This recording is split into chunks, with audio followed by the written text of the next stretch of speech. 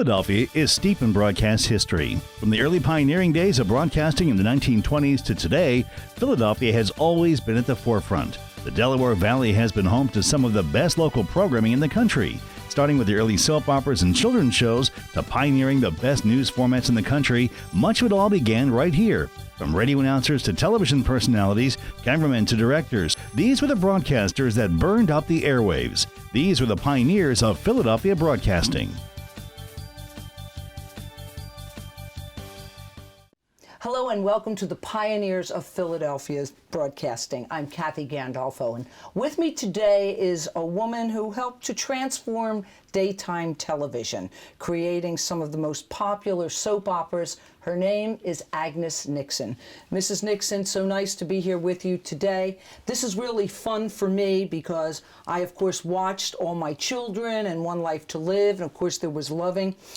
What was it like for you to create those shows and to create those characters? Well, it was fascinating. I think I am a writer, and that means I'm fascinated. People fascinate me, and so you must know people. You say to yourself, wonder whatever will happen to that person.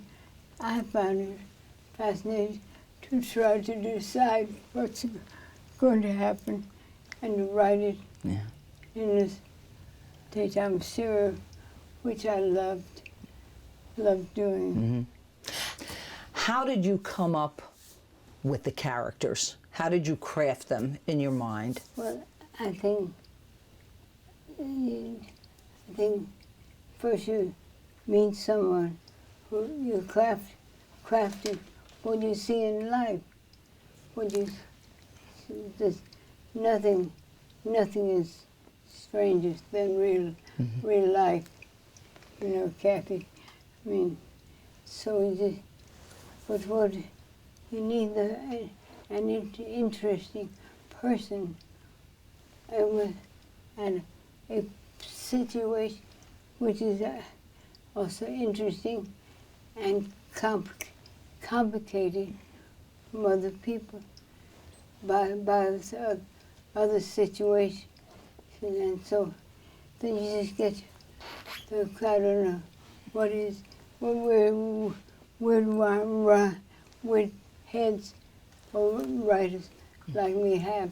Mm-hmm. We just think about it, and then it's sudden you know what you wanted to do. You know, I was going to ask you, one of your most popular characters, I think, was Erica Kane, of course, yes. Played by Susan Lucci. Wonderful. She was, people loved her, they hated her, she was a vixen, she was vulnerable. She was a character, a multifaceted character. Is that what made her popular? Did people identify with her? I think when I was creating Erica, I said to myself, I'm a young woman who dares to say to her mother what other girls don't dare say, you know. And so that's, and of course Susan is such a terrific actress. Mm-hmm. She was great, but so the interesting thing about Erica, yes, they hated her at some point, but also they knew she suffered a lot herself, mm-hmm. which she brought on herself. Right. But somehow the audience were willing to forgive what she did, and she was great fun. She was really. Was she your favorite character? Did you have a favorite character that you created? Every character I wrote, when I was writing that character, he or she was my favorite. Mm-hmm. Mm-hmm. I mean, because that's someone asked me, why did you want to be a writer instead of an actress? I said, a writer plays all all the parts. A lot of people don't realize that you were an actress. Well, we're there for 15 minutes. For 15 minutes. Not very good, believe me. No, I did a few things, but the writing. That's what you loved, Oh, writing. yes. Oh, yes. There were a lot of famous people whose careers were launched on daytime television.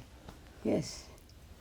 Well, first, there were famous who played, David Canary, who played Adam Chandler, and his twin brother, Stuart. He played in Bonanzas, the youngest brother. Oh, right. Was it so? And Grace Kelly was in. Really? Grace Kelly? She's particularly in the nighttime shows, but I never really knew too many of them. But see, one of our great fan was Carol Burnett. Oh, yes. So she's on the show. She plays part on the show. Is that right? Just because she wanted to. Uh-huh. Carol, she was such a fan of all my children that she made one of her staff email her what had happened in the day children. The man getting the emails said to her, Carol's husband, I don't think we should tell Miss Burnett what happened on the show. Jenny died. Oh. And so Carol went to him. She said, it's just a soup. That's something. People wanted to be on your show, and then a lot of people, I guess, their careers were launched on the soap operas and went on to Hollywood and motion pictures. Yes, but I know more of the names of people who were very well known and wanted to be on. One you have maybe heard about a gentleman named Warren Buffett. Warren Buffett, yes. He's on 8 different episodes with their Erica, and it was a great fun. Yeah, I'll bet. You know, I have to ask you about a word that you would occasionally use, sizzle. Sell the sizzle. I think no one would dispute that soap operas can be hot. And we have a lot of steamy scenes, if you would. But I think it's also fair to say that these are not shows just about sexual relationships. They're about real people relationships. And over the years, you introduced some topics that were previously taboo on daytime television. I think. Like abortion, homosexuality, alcoholism, drug addiction, racial relations. Was that art imitating life, or were you doing a little teaching there? Were you trying to educate the public? I hope that the audience will, in some cases, examine their prejudices. For instance, we had all my children had the first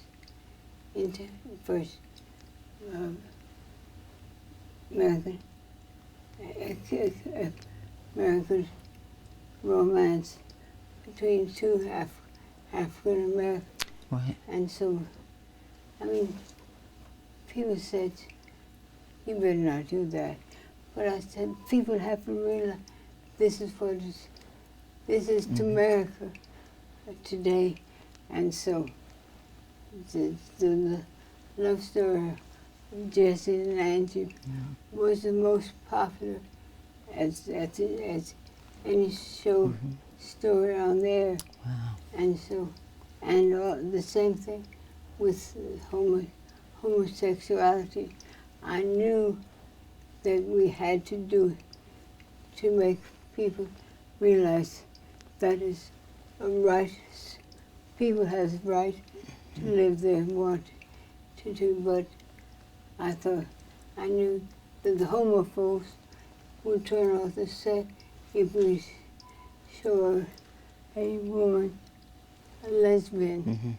So then I thought, not if she's Erica's daughter. Yeah. Because the audience wouldn't like to turn it off, but then say, I wonder how Erica would react. This and Erica, we had Erica react just as we thought she was horrified when her daughter said, Mom, I'm a lesbian. However, we had Erica change when she saw her, how wrong she was. And hopefully many of the audience followed Erica, traveled, and came to defend her life, to accept it. And of course, that was, I mean, it was many, I got so many wonderful letters from women who were lesbian and said, if I just could have seen your show when I was 14, 15. I mean, I couldn't never understand how people would be so blind. So it's just the same thing I did on One Life, was this, this is, anyone who saw the One Life would know I taught this woman why we showed her why a woman of African American heritage who passed for white, and because she did this, the reason was because she was an actress, she couldn't get a job, and so she decided, she left her mother, changed her name, and so she was on the show had her own story, and her mother, she was an African woman, lady who was head of a cleaning department at the hospital. So one day, we never saw them in a scene together. We just knew that as their own personal story. Then one day, the daughter, whose name was, in her real life, was Clara. She was going into an apartment to see a friend, and the mother, whose name was Sadie, came to empty trash in the incinerator, and they saw each other, and they came together, and Sadie says, Clara, and this actress said, Mama. And, I mean, I think it was great after so many, for instance, I had Clara say to her mother, I know how you felt about me. I didn't ask you to be born. God knows I didn't ask to be this color. But I remember when you were walking down the street holding my hand, and someone said to you, who's the white girl? Are you taking care of? And you dropped my hand, Mama. And so the wonderful letters to people. How was it difficult to get some of these storylines past the company executives or the sponsors? No, you see, I had taken, before all my children went on, a Procter & Gamble had a show that was failing on NBC called Another Word, and so ABC saw how that rating was, asked me if Procter & Gamble asked me if I take over Another Word, and so I did, and it became the most popular show on daytime. Yeah. So when ABC asked me to do shows, then I said, well, may I do one that's called Life the Way It Is. They said yes. So I didn't have any problem. Oh, well, that was good. Yeah. Right. I wondered about that, if there was some pushing back on some of the subject matters. No. No. Well, I tell you, when we first doing One Life, we could not find an actress to play Carla, and so there was no one who could wonderfully share this American heritage. And when Amanda, ABC said, well, we just cast a dark Italian girl. And I said, no, we won't. He said, but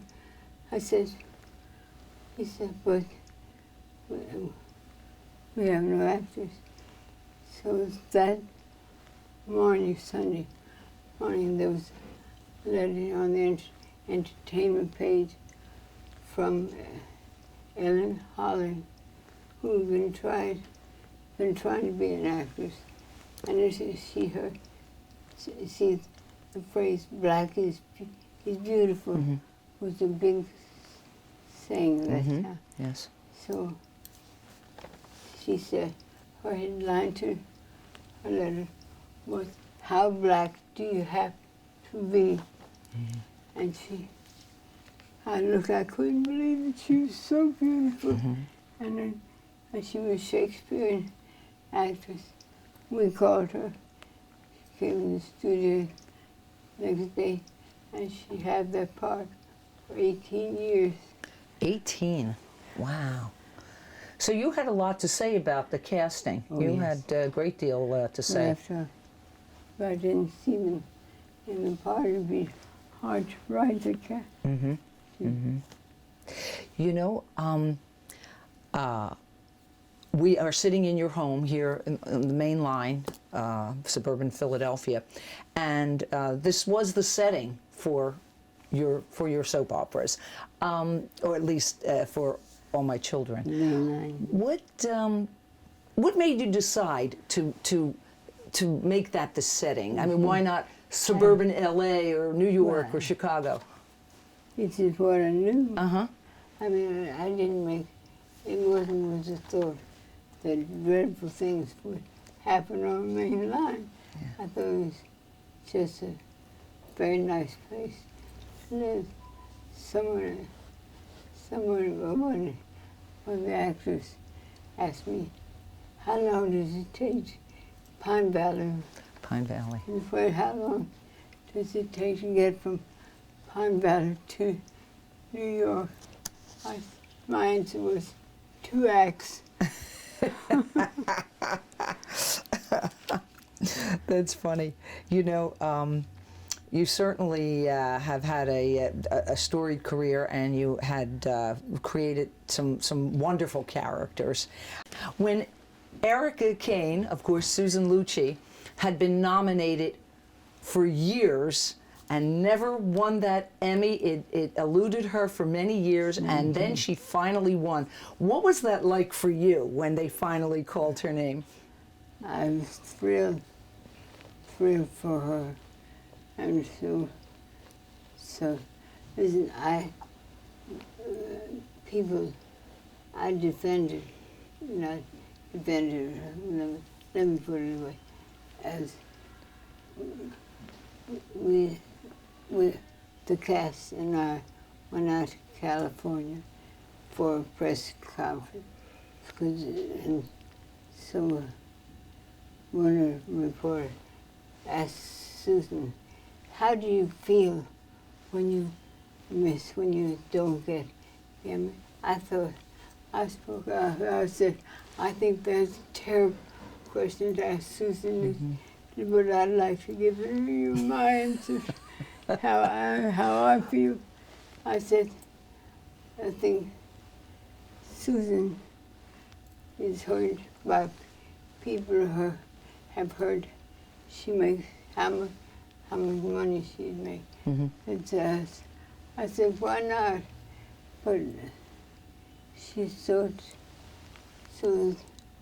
and a lot of the people on the who vote for the act, a lot of them are actors themselves, and there's little jealousies. Sure. I said, when they go to vote. Yes. So why does she know? I'm sure that comes into play. I think yes. it has to. Yeah. How do you see the future of daytime television and soap operas? I have to tell you, of course, after many decades, of course, your soap operas were canceled from daytime television. And in fact, a friend of mine knew I was interviewing you today, and she said, make sure you tell Agnes Nixon that I'm still angry that they took her shows off the air. She was an avid watcher, and she was excited that I was interviewing you today. But are we getting to the point where it's a genre whose time has come and gone, or is there still a bright future for soap operas? I think that there can be.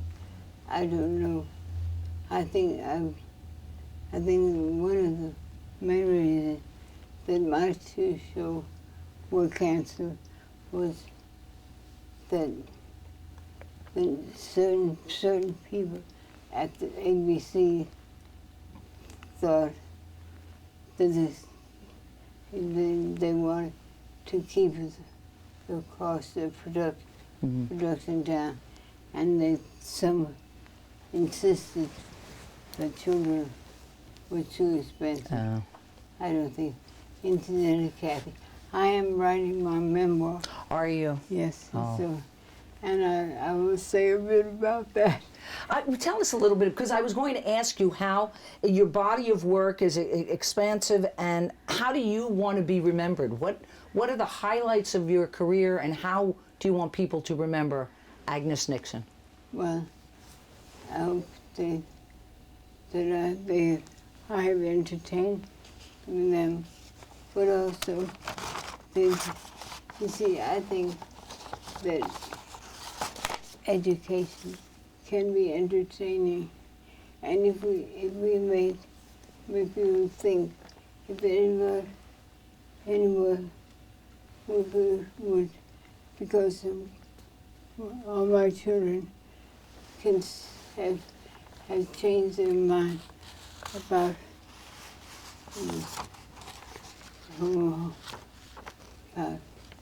lesbian, gay life. I feel they remember that. But I mean, I have a whole other part of my life was a mother, a wife and a mother, 4 children. And 4 children. That's my biggest part of my life. I was writing that memoir. Yes. When can we look forward to your memoirs being released? When someone, my daughter, Kathy, has been helping me. She's wonderful, and she's sort of like my editor. She tells me what's good, not so good, can be improved. Well, so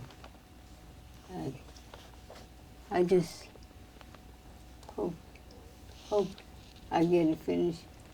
We have a few more works. Well, I look forward to that because I'm sure you have you have an interesting tale to tell, no doubt. We've talked about your shows, we've talked about your characters, but you are a legend, and you are in the TV Hall of Fame, the Soap Opera Hall of Fame. You have Emmys and Lifetime Achievement Awards, and the list goes on and on. Of course, you were also an actor, even if it was for 15 minutes. But you have a long and storied career to be proud of. And Agnes Nixon, among your awards, we can now add the Pioneers of Philadelphia Broadcasting Hall of Fame. And we congratulate you for that. Thank you so much. You bet. And thanks to anyone who wanted me there. I'm really very, very honored. Well, we are all honored to have you in the fold. Thank you. Our thanks today to Mrs. Agnes Nixon, a true broadcast pioneer. I'm Kathy Gandolfo. Thank you.